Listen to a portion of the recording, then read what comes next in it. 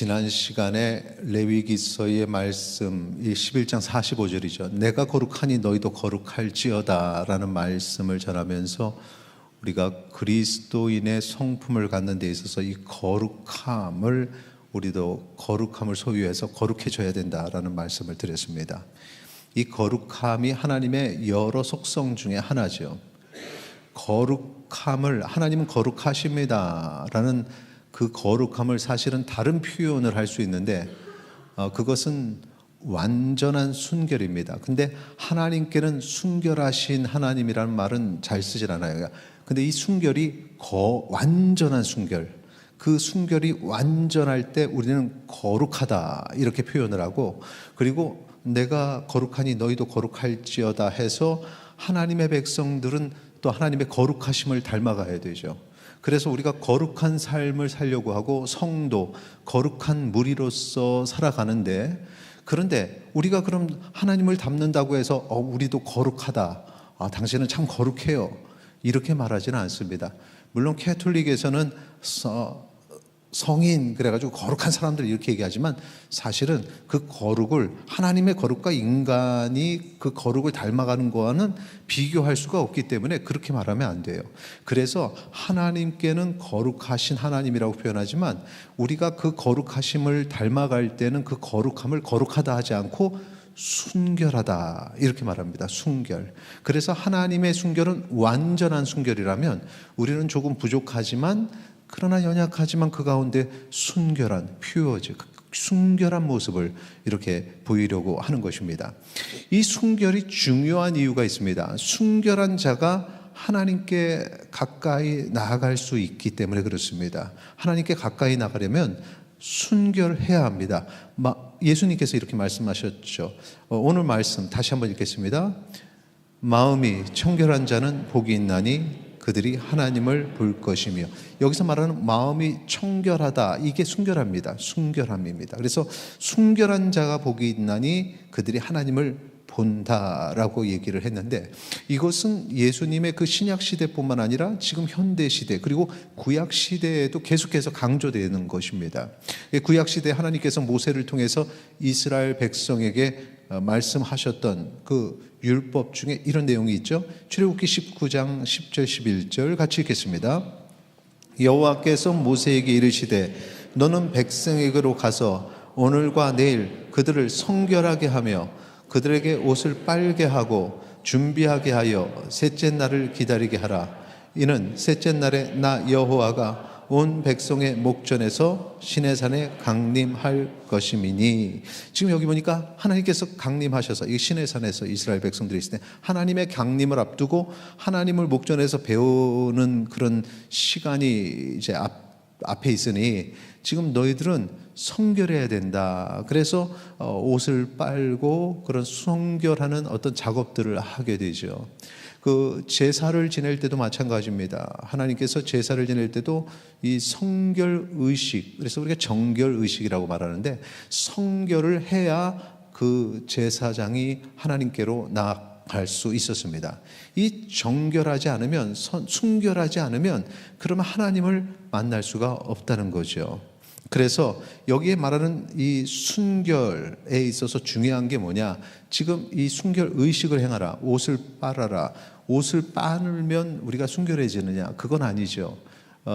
이 제사장이 순결 의식을 행하고 또 제사에 참여하는 자들이 그 손을 이렇게 닦는 순결 의식, 정결 의식을 행했는데, 그러면은 손을 닦으면 깨끗해지느냐? 그게 아니죠. 중요한 것은 하나님께서 명령하신 그런 규례들을 순종함으로 이렇게 해서 정결 의식을 행하라 했을 때 그대로 따름으로 인해서 그 순종으로 정결해지고 순결해지는 것입니다. 그래서 이 정결의심의 핵심은 순종입니다. 순종하는 자가 하나님 앞에서 순결한 자죠. 우리가 순결이라고 말할 때는 뭐 세부적으로 막 얘기하면은 좀 여러 가지로 나눌 수 있지만, 크게 얘기하면은 두 가지 종류가 있습니다. 첫째는 육신의 순결입니다. 자, 고린도전서 6장 9절에서 10절에 보면 육신의 순결을 파괴하는 행위들이 소개가 되어 있습니다. 같이 읽겠습니다. 불의한 자가 하나님의 나라를 유업으로 받지 못할 줄을 알지 못하느냐. 미혹을 받지 말라. 음행하는 자나 우상 숭배하는 자나 간음하는 자나 탐색하는 자나 남색하는 자나 도적이나 탐욕을 부리는 자나 술 취하는 자나 모욕하는 자나 속여 빼앗는 자들은 하나님의 나라를 유업으로 받지 못하리라. 아멘. 이 모든 것들이 다 내 육신의 순결을 파괴합니다. 간음도 그렇고 여기에 뭐 도적질 같은 것도 내 몸을 더럽히는 그런 행위죠. 내 손을 더럽히죠. 술 취함도 내 육신을 더럽히는 행위고, 그리고 타인을 모욕할 때는 내 입술이 더러워지죠. 여기에 보니까 우상 숭배하는 행위도 마찬가지고, 남색이라고 말하는 게 이제 동성애죠. 동성애 행위도 육신의 순결을 파괴하는 행위다. 그 다음에 순결은 마음의 순결이 있습니다. 마음의 순결은 다른 표현을 쓸 때 우리가 영적인 순결이라고 말하는데, 마음의 순결과 영적인 순결은 다른 것이 아니라 같은 것입니다.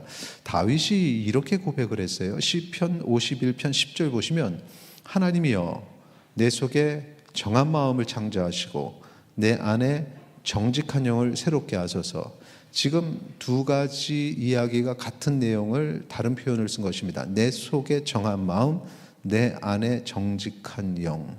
여기 내 속, 내 안, 내면이라는 거예요. 내면. 앞에서 육신의 순결의 또 다른 모습으로 내 내면의 순결이 있다라는 것을 알 수 있고, 그 내 내면이 순결한 것을 정한 마음, 정직한 영, 같은 거지요. 그래서 마음의 순결은 이 영적인 순결과 같은 의미다라는 사실을 우리가 여기서 알 수 있습니다.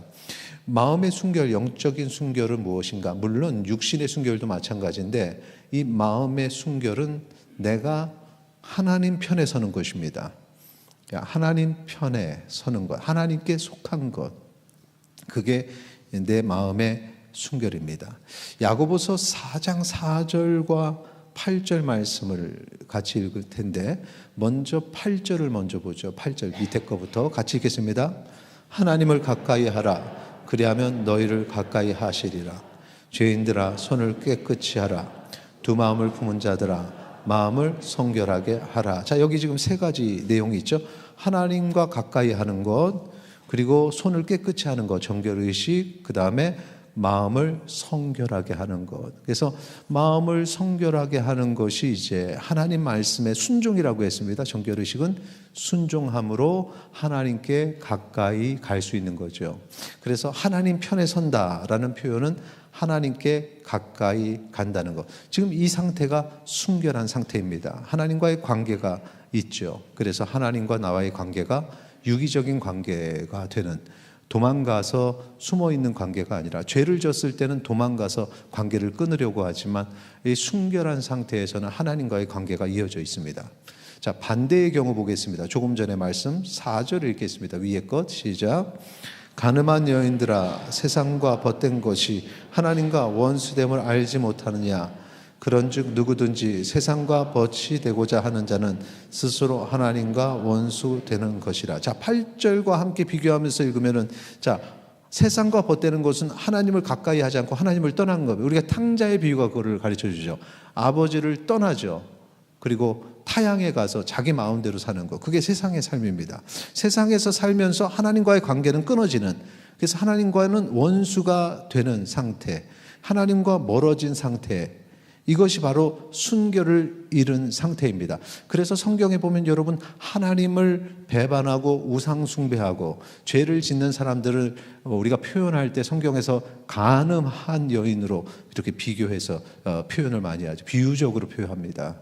간음.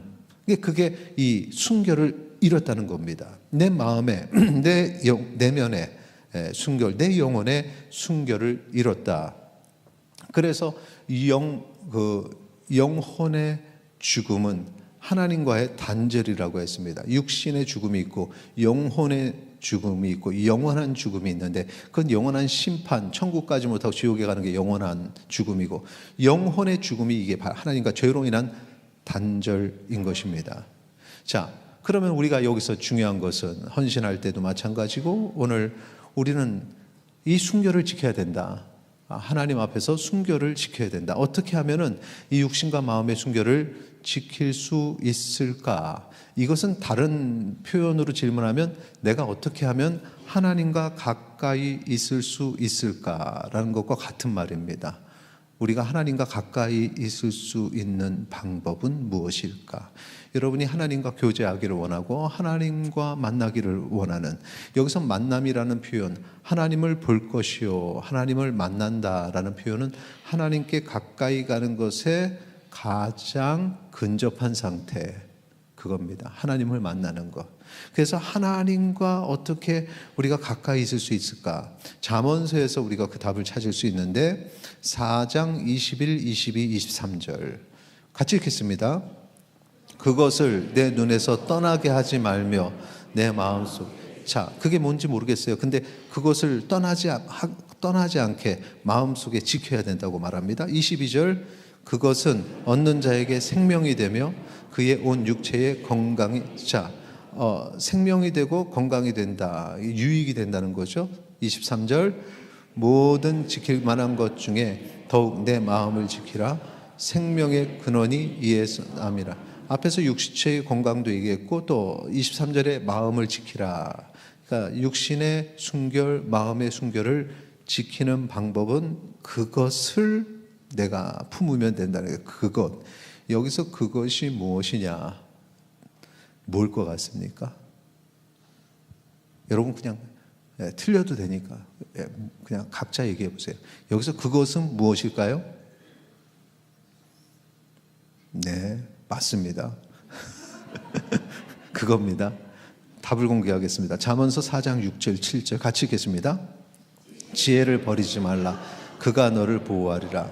그를 사랑하리라. 그가 너를 지키리라. 지혜가 제일이니 지혜를 얻으라. 내가 얻은 모든 것을 가지고 명철을 얻을지니라. 여기서 말하는 그것은 지혜를 얘기하는 겁니다. 그리고 지금 지혜라고 표현했지만 지식과 지혜 모두 다 우리가 지혜와 지식이라고 표현하죠.